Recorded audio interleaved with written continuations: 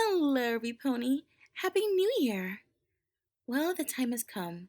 You asked me your questions, and it's time to get your answers. I must say, I was a little curious as to what kind of questions I would get for this Q&A, and now that I have them, it's time to answer them. And at the end of the Q&A, I will give an update on my channel.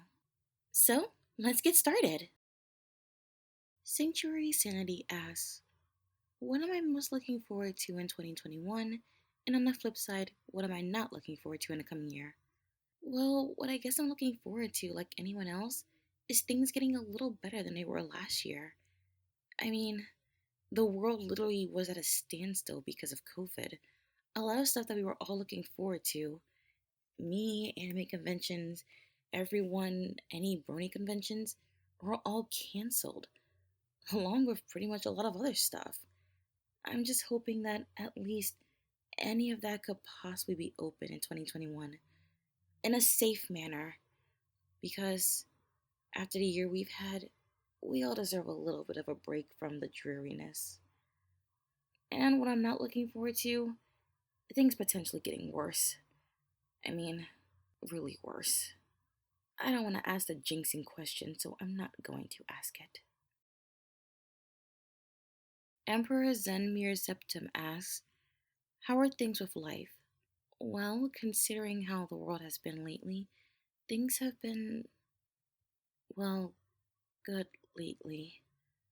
No, that's a lie. I'm sorry. Things have been up in the air. I mean, I lost a few family members last year due to COVID, but I guess a highlight of the year, I did get to see my great grandmother turn 100, so it hasn't all been too bad.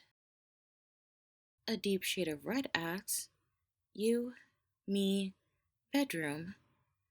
With video games and snacks, how about it? Honestly, I'd be up for that. I mean, I'm not much of a gamer, and well, if you stick a game controller in my hands, I'm not really gonna know what to do, so I'll just button mash until I possibly get some results that are favorable for myself. I'm down to watch, and snacks are a plus. Dragon Emperor 485 asks, how did I feel when I first started reading fanfictions? Well, like anyone else, really nervous. I really didn't know what I was doing, and basically, I just thought it was, hey, I've got a computer, I've got a mic, I just downloaded some free software for recording, but then again, I also have a Mac, so I already had QuickTime for audio recording installed, so why not give it a try? And then I just went and did it. And, well, my earlier videos do reflect that I really had no idea what I was doing. I was nervous, and, well, it was an overall catastrophe. But in time, I got better. I asked for help, even though I was super shy to do it before, and I just kept going up from there. Joel Cartagena asks, reaction requests. I actually used to do reactions, but I really didn't know what I was doing. The app I use on my phone did kind of help a bit, but I kind of wanted to do reactions where I don't show my face, kind of like what Blink Check does. But uh, the whole process of trying to do that is long. I don't really know what I'm doing. I do have the OBS software downloaded, but I really, like I said, don't know what I'm doing.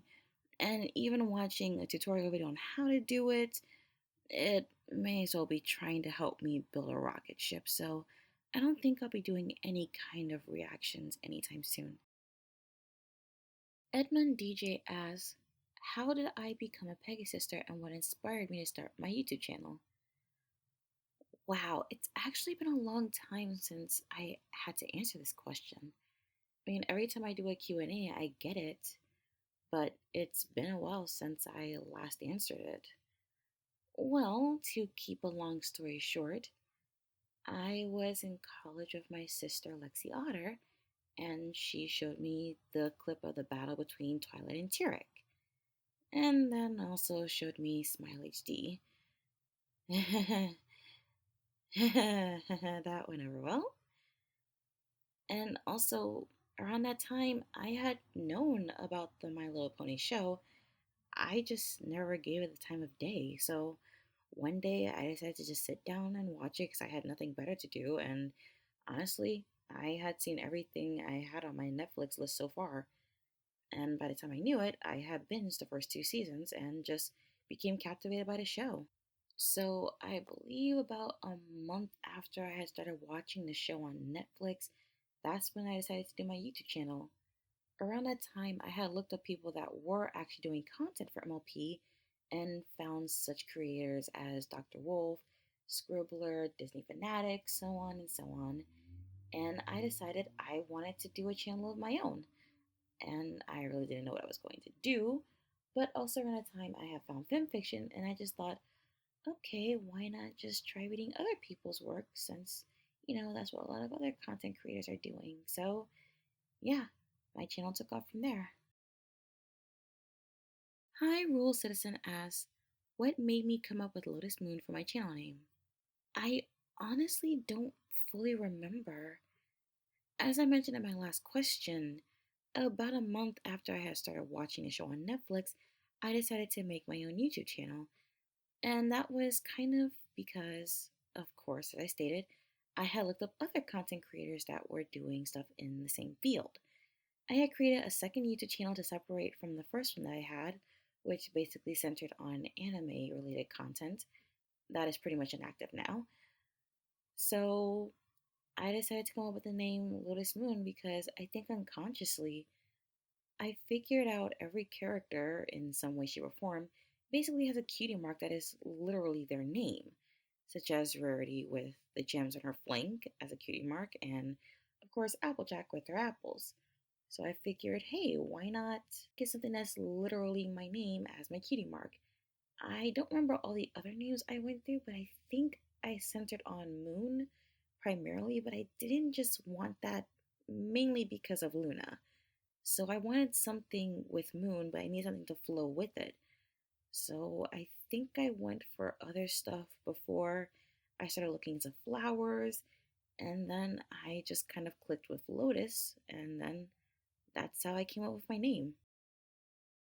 This next one isn't exactly phrased like a question, but the gist of it is Cody Frazier is asking if there's ever going to come out a clapfic of Flurry Heart and Sunburst.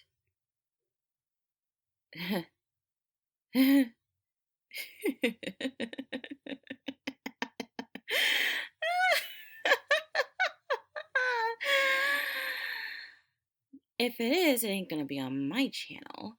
That will be up to whatever author has written such a story, and I believe I have seen a couple of those around.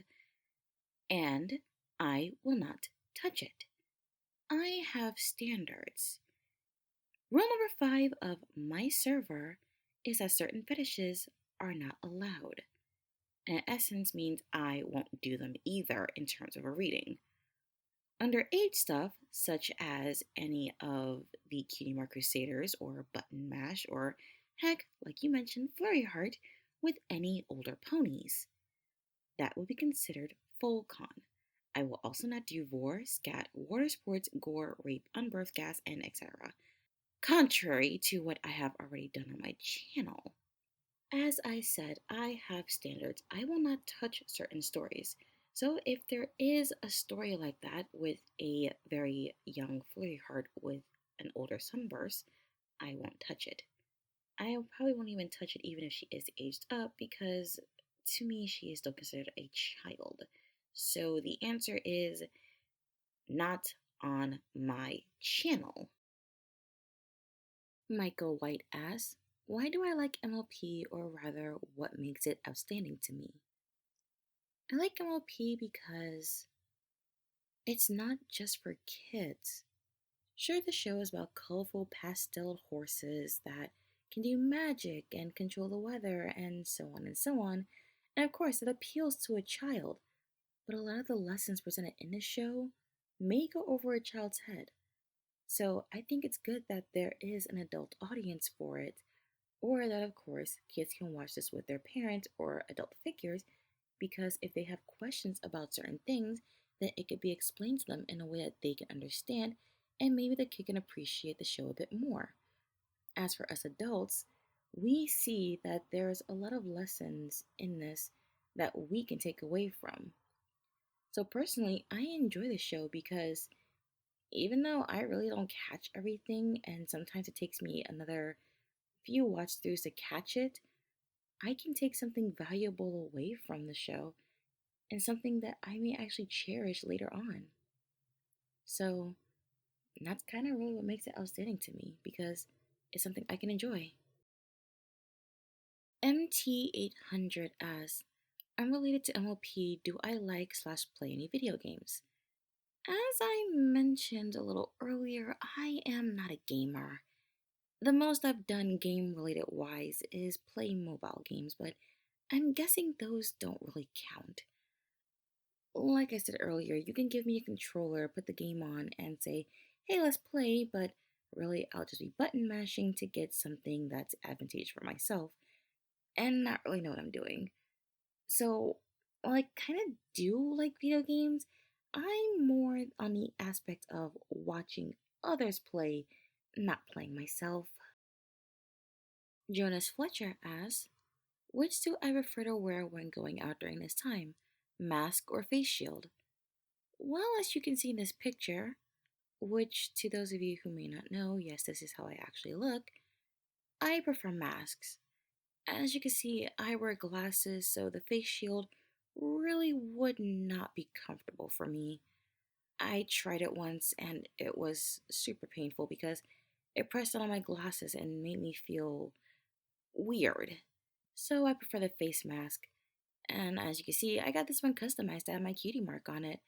I got it from Vistaprint.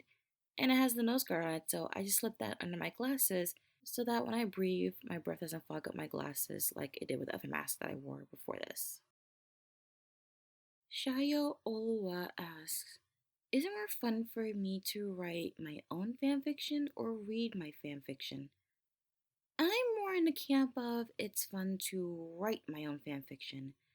When I was younger, I dabbled in writing poetry and short stories. I don't have those anymore, but I did like writing a lot when I was younger. So the fact that I can do it again actually does make me happy because it's a lot more expressive to me. In terms of reading my own fanfiction, it's very rare that I do, but I do tend to read my own stuff sometimes. I don't usually like to, but I figured why not. But also, if anyone else would like to do it, then feel free to. I don't mind. Script Singer asks, would it be a Christmas tree or a trunk of wood with a leaf hat? Um, Christmas tree, I'm thinking? I really don't know, sis. You have me stumped on this too. Sean Collins asked, would I consider doing Fix by Crazy Dude Gone Mad? Actually, I think I was approached to do them, but I never fully looked into anything by Crazy Dude. In fact, the only thing I have from him was his request for me to do the comic dub of A Peak Never Hurt. So maybe I could, but I need to read his content first. So it's a possibility. The new storyteller actually asked me a few questions. So starting with number one, what is my interest in art? Well, I like getting commissions, but in terms of me doing art, uh, that's kind of low. I couldn't draw to save my life. Number two, when did I get involved in Mickey Fans films? I can't remember if I did anything with Mickey Fans, so I think just recently, but if I did anything, it was probably a one time thing. Not sure. Three, what audiobook did I make and what content do I write that's non film related? Well, I don't know what you mean by audiobook. If you mean, do I read anything outside of MLP for my channel, that would be a kind of, as I do tend to delve into creepypastas, but not very long ones. And I did mention before that I did used to do some writing when I was younger, but I haven't done anything non-fanfiction related for quite some time. 4. What changes will I give my channel? That's coming up after this Q&A is over. And 5. Do I ever sing songs? Yes and no. I do have some videos of me singing, but they're on private as they were only meant for certain people to hear. And of course, there's also the copyright issue. So, yes, I sing, but I'm more embarrassed by my voice, kind of. So, the likely chance you hear me sing will be probably on someone else's channel, not my own. Robert Johnson asked, have I started resuming the story of Inferno? The answer to that is yes. It's slow going, but yes, I have resumed. It's only slow going because I'm technically trying to balance time between work, having adequate time to rest, and actually working on Inferno to continue it. I do have some things in prep to be uploaded, and I have been very patiently stalling this. But like I said, I have continued, and I do hope to finish Inferno before the middle of this year. And Matt Cox asks, how did I become part of the family from this Grimdark storyline? And my video is so scary to think about. Matt, I believe this comment is referring to my reading of the story Gingerbread for Christmas. I've delved into the Grimdark community a couple times. On rare occasions, I'll do it sparingly, but I mostly relegate it to October. That's when I'll come out full force with it because that's the perfect month for it. I believe I started doing that about 2 years ago, back when I first made Month of Macabre and then recently changed it to Nightmare Fest. But to answer your question, I've been in this community for a while, but only really dipping my toes into it. I wouldn't dive full head in because I really don't know what kind of rabbit hole I'll delve into, let alone how badly I'll have to claw to get myself out. And that concludes the Q&A portion of this video. Now onto the updates.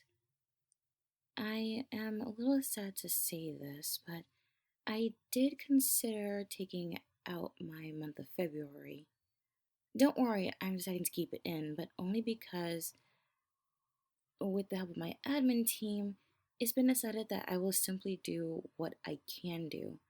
Normally, I tend to pick a lot of readings or a decent amount of readings that should be able to stretch perfectly throughout the month without feeling like it's taking too long between videos for new content to come out. But doing it this way tends to drive me insane, especially when it comes to the fact that I need help and don't have adequate time to keep prepping. This is only because between the time it takes for me to prep, basically the end of October to the end of January, there is almost little to no time. Yes, I can prep much earlier, but sometimes I get so busy that thought never occurs to me until the last second, which is really bad. So basically, it's been decided that I will do whatever I can and just bring you what I can. I do hope you enjoy whatever content I do release for February and continue to support me. The same can be said for my month of October. While I do have a lot of time to prepare, sometimes I get so busy I tend to forget, and then when it comes down to the wire, I drive myself crazy trying to get everything done, and it has led to more than one sleepless night and more than one mental breakdown, regrettably. So, same concept applies. Aside from that, I did record a new outro, which you'll hear at the end of this video. And I don't know if I'll be able to do it, but maybe I'll try doing a few lives this year. I don't know if I'll be good at them, but I do hope that if I do try it, it comes out great. Because I always kind of want to try new things to see how they turn out, to see if I'll continue to do them or not. But aside from that, I think that's just about it for this video. Once again, Happy New Year, every pony. I hope you spend this day with the people that you love and cherish, and just overall enjoy the day. It's a new year, so it's time for new beginnings. Support me on Patreon. Subscribe and make sure to ring that notification bell to know when I post new content. And please, feel free to join the Lotus Garden. Links in the description. Thanks for listening, and look forward to more. Good night, every pony.